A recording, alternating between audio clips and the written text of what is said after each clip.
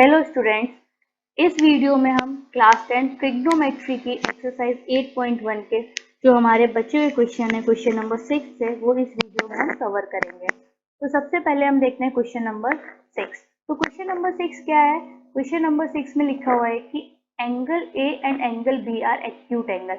Acute angle मतलब 90 degree से कम। Such that हमें गिवन क्या है कि कॉस जो ए है उसकी वैल्यू हमें गिवन है कॉस ए जो है वो हमें गिवन है कि कॉस बी के इक्वल है, और हमें यहाँ पे शो क्या करना है कि एंगल ए जो है वो हमारा एंगल बी के इक्वल है, ये हमें शो करना है। तो एक चीज देखते हैं, हम यहाँ पे सबसे पहले एक ट्राइंगल बना लेते हैं। अगर हमने एक ट्राइंगल बनाया तो ये हमारा क्या हो गया 90 डिग्री राइट एंगल ट्राइंगल में। ये ए हो गया, ये बी हो गया, ये सी। आप कभी भी इसको बी या ए मत रखिएगा क्योंकि हमें यहाँ पे गिवन है कि जो ए और बी एंगल है वो एक्यूट एंगल है। एक्यूट एंगल मतलब 90 डिग्री से कम। तो जो एंगल ए होगा वो ये होगा और जो एंगल बी होगा वो हमारा ये होगा। तो हमें एक चीज पता है कि कॉस जो थीटा होता है उसकी जो ट्रिग्नोमेट्रिक रेशियो होती है वो क्या होती है, बेस अपॉन हाइपोटेन्यूस। तो अब हमें यहाँ पे क्या, इसका बेस और इसका बेस यानी कि एंगल ए का बेस और एंगल बी का बेस सबसे पहले हमें पता करना होगा एंगल ए के रिस्पेक्ट में और एंगल बी के रिस्पेक्ट में। तो जब हम देखते हैं कि एंगल ए के रिस्पेक्ट में हमारा बेस क्या हो जाएगा, AC। एंगल ए के रिस्पेक्ट में हमारा बेस क्या हो जाएगा, AC।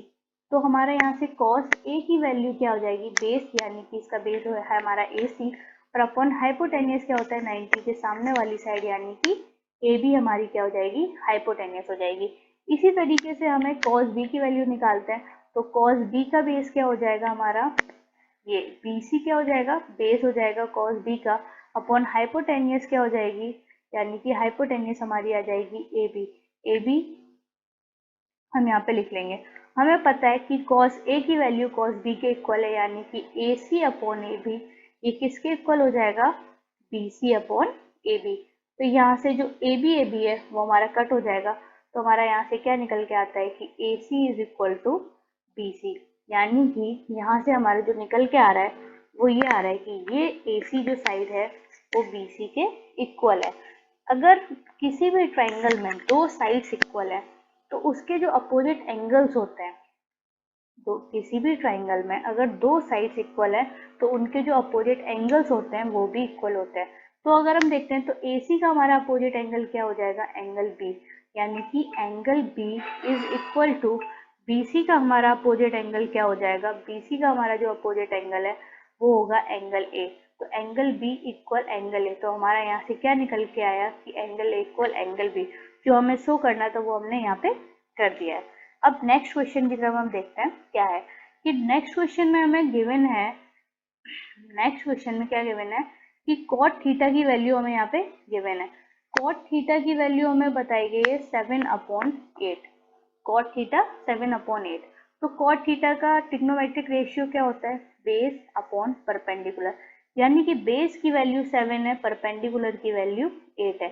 हम एक ट्राइंगल लेते हैं, राइट एंगल ट्राइंगल। तो इसमें जैसे ये हमारा 90 डिग्री और अगर हम इसको एंगल थीटा ले लेते हैं तो थीटा का बेस क्या हो जाएगा, ये हमारा बेस यानी बेस की वैल्यू हमारी 7 आ जाएगी। इसी तरीके से परपेंडिकुलर की वैल्यू हमारी 8 आ जाएगी। तो हम यहाँ से अगर हाइपोटेन्यूस निकालते हैं तो हाइपोटेन्यूस कैसे निकाल सकते हैं, हाइपोटेन्यूस का square is equal to perpendicular का स्क्वायर प्लस बेस का स्क्वायर।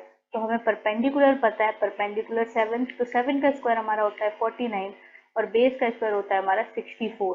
तो यहाँ से हमारा हाइपोटेन्यूस की स्क्वायर की वैल्यू क्या निकल के आई, 113, यानी कि हाइपोटेन्यूस हमारा निकल के आया √113। ये हमारा आ गया √113। अब हमारा इसमें फर्स्ट क्वेश्चन क्या पूछ रहा है, हम सबसे पहले ये देखते हैं। हमसे इसमें फर्स्ट क्वेश्चन पूछा है कि 1 plus sine theta 1 plus sine theta 1 minus sine theta 1 plus sine theta 1 minus sine theta upon 1 plus cos theta then 1 minus cos theta. यहाँ पे हमको क्या पता है, यहाँ पे हम इसको सबसे पहले दो तरीके से कर सकते हैं। या तो हम यहाँ से क्या कर सकते हैं, साइन की वैल्यू, साइन थीटा की वैल्यू यानी कि साइन थीटा की वैल्यू कैसे निकाल सकते हैं, परपेंडिकुलर अपॉन हाइपोटेन्यूस, और इसी यहाँ पे कॉस थीटा की वैल्यू बेस अपॉन हाइपोटेन्यूस। ये हम वैल्यूज निकाल के यहाँ पुट कर दें तो हमारा इससे भी आंसर आ जाएगा। लेकिन हम इसको एक दूसरे तरीके से देखते हैं। तो ये दूसरा तरीका क्या है, सबसे पहले आप यहाँ पे देखिए ये क्या लिखा है, 1 plus sine theta 1 minus sine theta. अगर आप एक बार दिमाग लगाएं इसमें, तो आपने एक फॉर्मूला पढ़ा होगा, ए स्क्वायर माइनस बी स्क्वायर क्या होता है, ए प्लस बी इंटू ए माइनस बी, ए प्लस बी मल्टीप्लाई ए माइनस बी। ये आ गया हमारा क्या, इसका ए स्क्वायर माइनस बी स्क्वायर का फॉर्मूला। तो अगर हम इसको देखें तो ये ए है, अगर ये बी है तो ये हो जाएगा ये बी। तो मतलब ये वाला जो, अगर हम इस वैल्यूज को पुट करें तो हमारा क्या यही सेम निकल के आ रहा है। तो हम इसको क्या लिख सकते हैं, 1 minus sine square theta. Same तरीके से अगर हम 1 प्लस कॉस थीटा और 1 माइनस कॉस थीटा को देखें तो यहाँ से भी हमारा क्या निकल के आएगा, 1 माइनस कॉस स्क्वायर थीटा। अब नेक्स्ट देखते हैं आगे, हमें यहाँ पे निकल कर आ रहा है हमारा 1 minus sine square theta upon 1 minus cos square theta. तो हमने आइडेंटिटी पढ़ी है जो कि क्या है हमारी, आप एक मिनट, जो कि है हमारी sine square theta plus cos square theta is equal to 1। ये हमने आइडेंटिटी पढ़ी। तो अगर हम इस आइडेंटिटी को देखें और हम अगर साइन को इधर लेके जाएं, यानी कि माइनस में लेके जाएं, तो cos square theta is equal to क्या हो जाएगा, 1 माइनस साइन स्क्वायर थीटा। और इसी तरीके से अगर हम कॉस को माइनस में लेके जाएं तो sine square theta is equal to 1 minus cos square theta. तो यहाँ से हमें क्या पता चला, 1 माइनस साइन स्क्वायर थीटा की वैल्यू कॉस स्क्वायर थीटा। तो हम यहाँ पे क्या करेंगे कि 1 माइनस साइन स्क्वायर की जगह हम क्या लिख देंगे, cos square theta upon 1 minus cos square की जगह हम क्या लिख देंगे, साइन स्क्वायर थीटा। तो हमारा यहाँ से क्या निकल के आया कि cos square theta upon sine square theta. तो cos theta upon sine theta, तो हम क्या जानते हैं कि cos theta upon sine theta क्या होता है, हम क्या जानते हैं, cos theta upon sine theta जो हमारा होता है वो होता है हमेशा कॉट थीटा।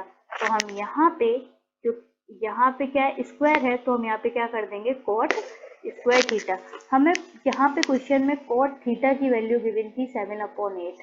तो हम यहाँ पे क्या करेंगे, 7/8 का क्या कर देंगे स्क्वायर, क्योंकि हमारे क्वेश्चन यहाँ पे जो हमारा आ रहा है वैल्यू उसमें स्क्वायर है, तो हम यहाँ पे भी क्या कर देंगे, स्क्वायर कर देंगे। जब हम इसमें स्क्वायर करेंगे तो ये क्या आ जाएगा, 49/64। 7 का स्क्वायर 49, 8 का स्क्वायर 64। तो ये हमारा क्या आ जाएगा, आंसर आ जाएगा। अब इसमें हमारा जो नेक्स्ट क्वेश्चन है कॉट स्क्वायर थीटा, ये हमसे सेकंड पार्ट पूछ रहा है कॉट स्क्वायर थीटा। तो अभी हमने निकाला कॉट स्क्वायर थीटा की वैल्यू क्या आ जाएगी, 49/64। अब हम देखते हैं नेक्स्ट क्वेश्चन। ये बिल्कुल सिंपल क्वेश्चन था, आप इसको यहाँ से वैल्यू पुट करके भी एक बार देख लीजिएगा, चेक कर लेना। हमारा जो आंसर आ रहा है वही आंसर हमारा यहाँ, मतलब वैल्यूज पुट करेंगे तो उससे वही सेम आंसर आएगा। अब हम नेक्स्ट क्वेश्चन देखते हैं, 8th क्वेश्चन। तो 8th क्वेश्चन क्या है, यहाँ पे देखते हैं। 8th क्वेश्चन में बोला गया है 3 cot a, यानी कि 3 cot a की वैल्यू हमें गिवन है 4। तो cot a की वैल्यू क्या हो जाएगी, 4/3। हमें पता है cot थीटा का जो ट्रिग्नोमेट्रिक रेशियो होता है वो क्या होता है, बेस अपॉन परपेंडिकुलर। यानी कि एक हम राइट एंगल ट्राइंगल लेते हैं, ये एंगल हो गया, ये हो गया हमारा 90 डिग्री, यानी कि ABC। तो हमारा एंगल A हो गया ये, तो एंगल A के हिसाब से हमारा बेस क्या हो जाएगा ये, यानी कि 4 हमारा हो जाएगा बेस। और यहाँ पे 3 क्या है, परपेंडिकुलर, तो 3 यहाँ पे आ जाएगा। तो हम सबसे पहले यहाँ से क्या निकाल लेंगे, हाइपोटेनियस।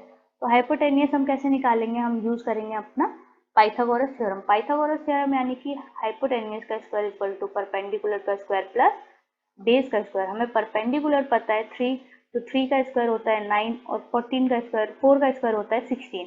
तो ये हमारी आ गई 25। एच स्क्वायर की वैल्यू हमारी कितनी आ गई, 25। तो जो 25 होता है वो किसका स्क्वायर रूट होता है, 5 का। तो हमारी हाइपोटेनियस क्या आ गई यहाँ से निकल के 5। तो हमने यहाँ से अपना हाइपोटेनियस निकाल ली, जो कि आ गई हमारी 5। अब देखिए यहाँ पे हमसे क्या बोल रहा है कि हमें ये इक्वेशन है ये बतानी है, ये यहाँ पे सेटिस्फाई कर रही है या नहीं कर रही है। तो हम यहाँ पे क्या करेंगे कि सबसे पहले tan, हमें क्या क्या चाहिए, देखिए tan चाहिए, cos चाहिए और sin चाहिए। तो हमें यहाँ पे सबसे पहले क्या करते हैं, tan a की वैल्यू निकाल लेते हैं। तो tan a क्या होता है, परपेंडिकुलर अपॉन बेस। परपेंडिकुलर क्या है, 3 है, बेस क्या है 4, परपेंडिकुलर 3 है, बेस 4 है। अब इसी तरीके से हम अगर cos A की वैल्यू निकालें तो यहाँ पे cos A की वैल्यू में क्या आ जाएगा हमारा, बेस अपॉन हाइपोटेनियस। बेस क्या है हमारा, बेस है हमारा 4, हाइपोटेनियस क्या है हमारी 5। हाइपोटेनियस 90 के सामने वाली साइड यानी कि बेस 5। तो अब सेम तरीके से हम यहाँ पे क्या निकाल लेंगे, साइन ए की वैल्यू। साइन ए क्या होता है, परपेंडिकुलर अपॉन हाइपोटेनियस। यहाँ पे परपेंडिकुलर 3 हो जाएगी, हाइपोटेनियस 5 हो जाएगी। अब क्या करना है हमें, ये वैल्यू जो हमने निकाल ली है वो हमें इस इक्वेशन में बस पुट करनी है। तो हमारी इक्वेशन क्या है, सबसे पहले हम यहाँ पे लिख लेते हैं 1 माइनस टेन स्क्वायर ए, यानी कि 1 minus tan square A upon 1 plus tan square A is equal to, हमसे बोला गया है cos square A minus sine square A. Cos square A minus sine square A. तो हमने यहाँ से 10 की वैल्यू निकाली थी, हमने यहाँ से जो 10 की वैल्यू निकाली थी वो यहाँ पुट कर देंगे।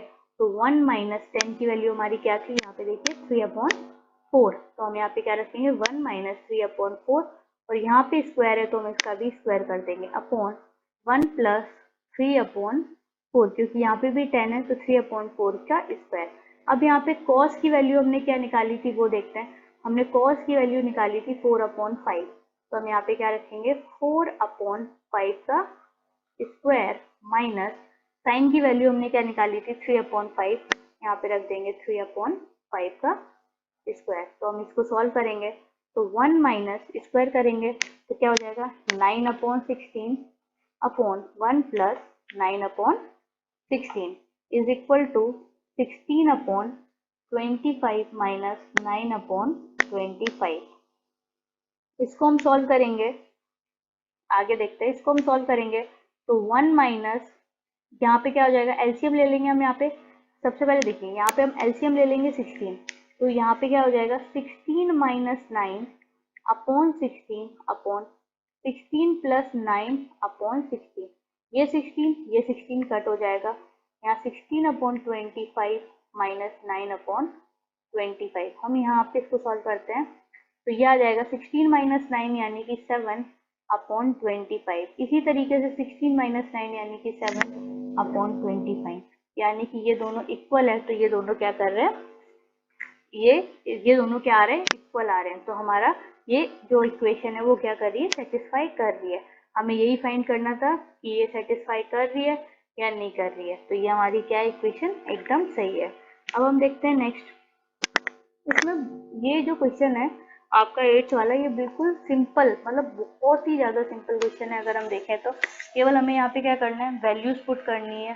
सेटिस्फाई कर रहा है, दोनों अगर इक्वल आ रहे हैं, इधर वाला भी मतलब अगर 1 आ रहा है और इधर वाला भी 1 आ रहा है, दोनों सेम आ रहे हैं तो हमारा क्या करेगा, सेटिस्फाई करेगा। और अगर दोनों सेम नहीं आ रहे तो हमारा सेटिस्फाई नहीं करेगा। बस हमें इस क्वेश्चन में इतना ही करना है।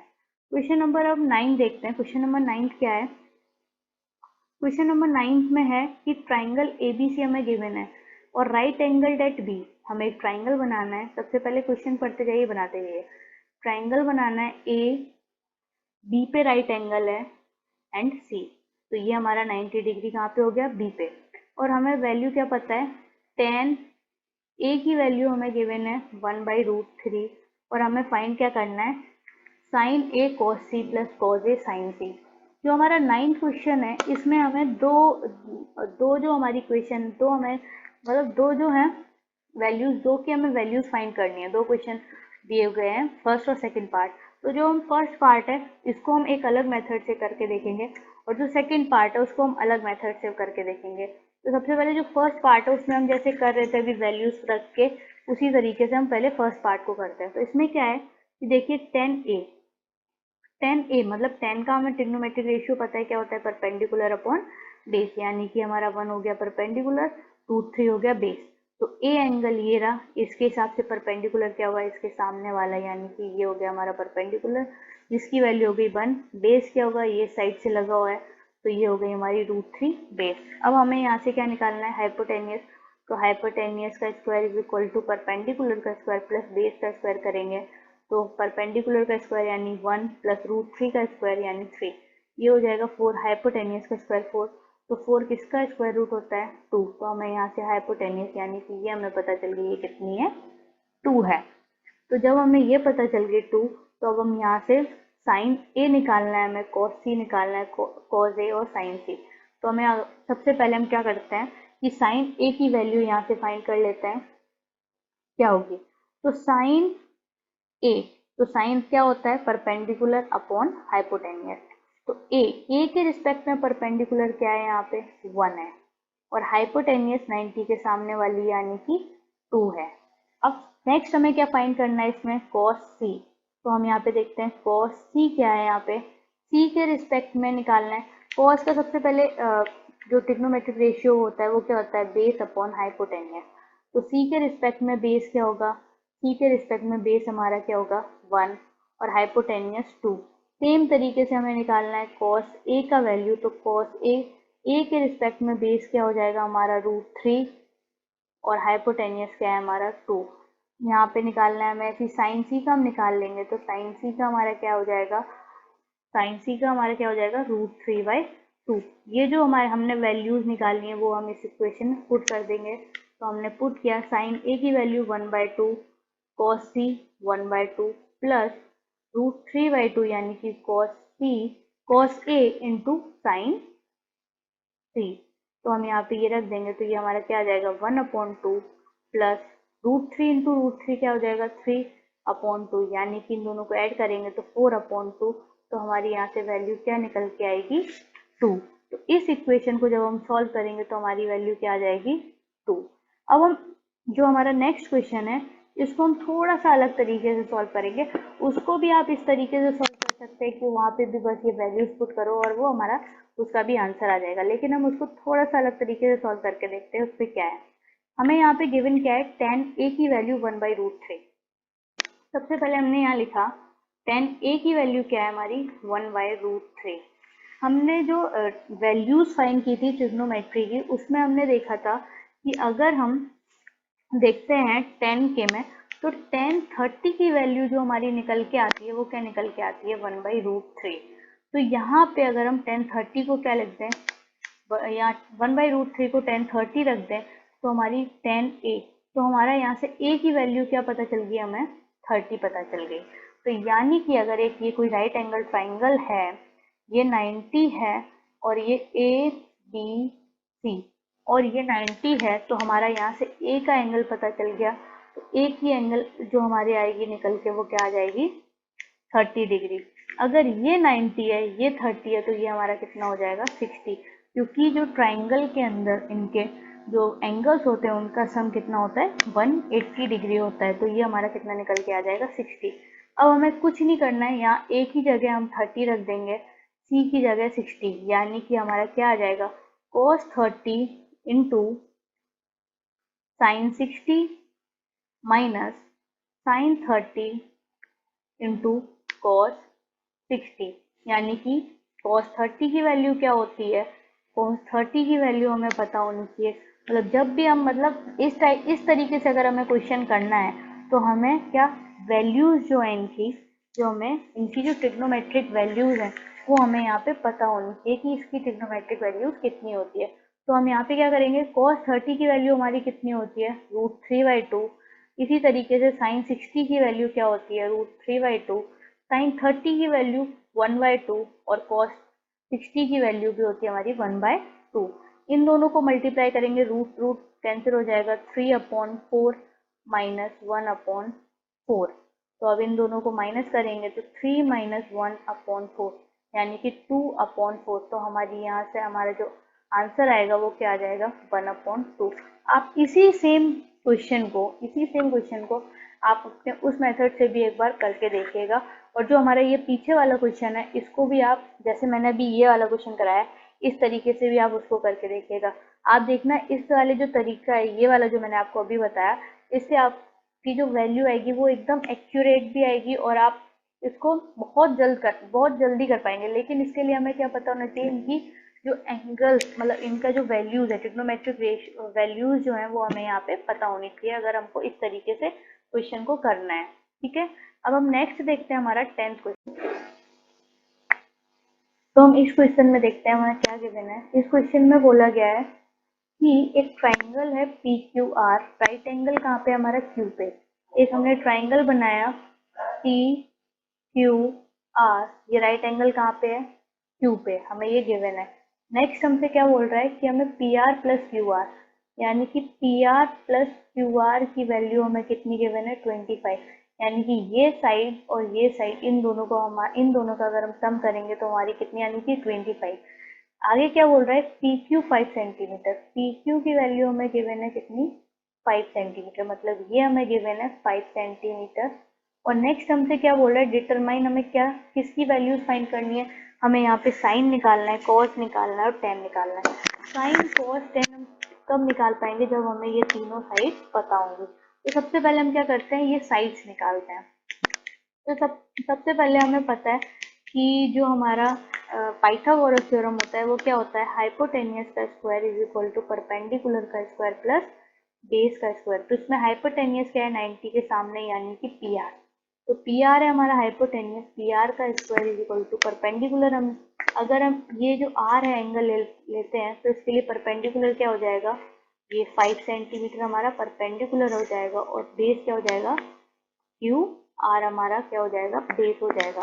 तो अगर हम यहाँ से निकालते हैं तो हमारा क्या निकल के आएगा, पी आर का स्क्वायर माइनस, इसको हम इधर ले आते हैं, क्यू आर का स्क्वायर इज इक्वल टू 5 का स्क्वायर क्या होता है, 25। तो हम यहाँ से हमें क्या मिल रहा है, पी आर का स्क्वायर माइनस क्यू आर का स्क्वायर इज इक्वल टू 25। इससे हमें यहाँ पे एक चीज दिख रही है, तो हम इसको अगर हम ओपन करना चाहें तो ए स्क्वायर माइनस बी स्क्वायर का हमें फॉर्मूला पता है, वो क्या होता है, ए प्लस बी इंटू ए माइनस बी। तो हम यहाँ पे क्या करेंगे, इसको ओपन करेंगे, P R plus Q are, यानी कि हम इसको क्या लिख सकते हैं, P R plus Q are into P R minus Q are. ये आपको यहाँ पे समझ में आया कैसे किया हमने बस इसको क्या किया, ओपन कर दिया, कैसे, ए स्क्वायर माइनस बी स्क्वायर के फॉर्मूले में इसको रख दिया, बस ये समझ लीजिए, इज इक्वल टू 25। अगर हम यहाँ पे देखें, हमें P R plus Q R की वैल्यू हमें गिवन थी, तो P R plus Q R की वैल्यू हमें क्या गिवन थी, 25। तो हम यहाँ पे क्या करेंगे, P R plus Q R की जगह हम क्या रख देंगे, 25, और P R minus Q R is equal to 25। अगर 25 उधर जाएगा तो ये क्या आ जाएगा हमारा 1, यानी कि हमें यहाँ से क्या निकल वैल्यू आ रही है, हमें P R minus Q R की वैल्यू हमें 1 आ गई। ये हमारी इक्वेशन 2 बन गई, और हमें ये इक्वेशन फर्स्ट जो थी वो गिवन थी। अब हम आगे देखते हैं, आगे क्या करना है, हम इन दोनों को ऐड कर देते हैं। अब तो जब हम इक्वेशन 1 और इक्वेशन 2 को क्या करेंगे, ऐड करेंगे, इन दोनों को हमने ऐड किया, यहाँ से हमें क्या निकल के आया कि P R plus Q R is equal to 25, then P R minus Q R is equal to 1। तो क्यू आर क्या हो जाएगा हमारा, यहाँ से कैंसिल हो जाएगा, तो 2 पी आर की वैल्यू हमारी कितनी हो जाएगी, 26 हो जाएगी। हमने यहाँ से 2 पी आर की वैल्यू 26, तो हम यहाँ से पी आर की वैल्यू क्या निकाल लेंगे, पी आर हमारा आ जाएगा 30। जब हमारा, अब यहाँ पे देखिए पी आर की वैल्यू हमारी क्या आ गई, पी आर हमारी 13 आ गई, और ये 25 है। तो जब हम यहाँ से क्यू आर निकालेंगे तो क्या आएगा, 25 माइनस 13, यानी कि क्यू आर की वैल्यू हमारी 12 आ गई। तो हमें यहाँ से पता चल गया क्यू आर 12 है, और पी आर हमें कितना पता चल गया, 13।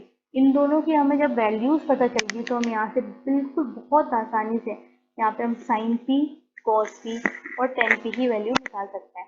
साइन पी यहीं पे हम देख लेते हैं, तो हमें यहाँ पे क्या निकालना है, साइन पी। तो साइन की वैल्यू क्या होती है, साइन पी की रेशियो क्या होता है, perpendicular upon hypotenuse. Perpendicular P angle के हिसाब से क्या होगा, पी का एंगल देखेंगे तो परपेंडिकुलर क्या आ जाएगा, क्यू आर। क्यू आर की वैल्यू कितनी है, 12 है, और हाइपोटेनियस 90 के सामने वाला, यानी कि अपॉन 13। तो 12 अपॉन 13 आ गया हमारा साइन पी। इसी तरीके से हम यहाँ पे देखते हैं कॉस पी की वैल्यू। तो कॉस पी की वैल्यू कैसे आएगी हमारी, कॉस पी, तो कॉस होता है हमारा बेस अपॉन हाइपोटेनियस, यानी कि इसकी बेस क्या हो जाएगी ये, यानी 5 अपॉन हाइपोटेनियस हमें पता है 13। सेम तरीके से हमें यहाँ पे निकालना है टेन पी, तो हम यहाँ पे टेन पी की वैल्यू कैसे निकालेंगे, परपेंडिकुलर अपॉन बेस। परपेंडिकुलर यहाँ पे क्या है, 12 है, बेस क्या है 5, यानी कि 12 अपॉन 5। तो ये हमने इसकी जो तीनों वैल्यूज जो हमें फाइंड करनी थी वो हमने निकाली। ये भी बहुत आसान क्वेश्चन है, ज़्यादा इसमें कुछ नहीं, बस हमें यहाँ पे क्वेश्चन को अच्छे से देखना है, एनालाइज करना है कि हम इसमें क्या कर सकते हैं। और वो हमारा सॉल्व हो जाएगा। ठीक है, बस इस वीडियो में बस इतना ही। अब हम इसके बाद आपके पास 8.2 के जो भी हमारे एनसीईआरटी क्वेश्चन है उसकी वीडियोज आएंगी, आप देखिएगा। Thank you so much for watching, bye.